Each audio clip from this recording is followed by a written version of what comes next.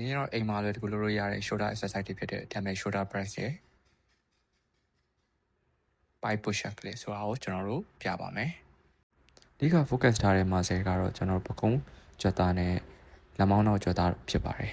။ position နေနဲ့ကတော့ကျွန်တော်ထိုင်ရအနေထားလေးရှိမယ်။အလေးကိုကျွန်တော်ဆွဲမှာမယ်။အခုလို position လေးရတယ်ကျွန်တော်စမယ်ပေါ့နော်။စပြီးတော့ကျွန်တော်ပေါ်တွန်းတင်မယ်။ပြီးတော့အလေးနှစ်ခုကကျွန်တော်တို့ထိလို့မရဘူးပေါ့နော်။ဘယ်လိုလဲထိလို့မရဘူး။ပေါ်တင်ပြီးတော့အခုဖြည်းဖြည်းချင်းပြန်ချမယ်။ပြန်တင်မယ်။အဲ့ဒီချိန်မှာကျွန်တော်တို့အောက်ကိုချလိုက်မှရှူသွင်းမယ်။ပြီးတော့ရှူထုံမယ်။အဲ့တော့ရှူသွင်းမယ်ရှူထုံမယ်။ဒါလေးကတော့ကျွန်တော်တို့ dumbbell shoulder press လေးပါအိမ်မှာအလွယ်တကူဆော်လို့ရပါတယ်။နောက်ပြမယ့်လေ့ကျင့်ခန်းလေးကတော့ကျွန်တော်တို့ pie push up လေးကိုပြပါမှာ။မတ်တက်နေထားတဲ့တင်မဆုံးစစ်ကိုခွေးပြီးတော့အခုလိုလက်ဖျားလေးကိုထောက်ပြီးဖြည်းဖြည်းချင်းကျွန်တော်တို့ရှေ့ကိုထောက်ထားပါမယ်။လက်ဖက်နှာကကျွန်တော်တို့ပခုံးအစနဲ့တန်းနဲ့ရှင်းနေပို့လို့ပါတယ်။လူကောင်းကိုဆန်ထားပြီးတော့ကျွန်တော်တို့ခြေပြားလေးကိုထောက်ထားဖို့လိုပါတယ်။အခုလိုနေထားလေးရောက်ရင်တော့ကျွန်တော်တို့ရှေ့ကို lean လုပ်ပြီးတော့လောင်စစ်ကိုကွေးလိုက်ပါမယ်။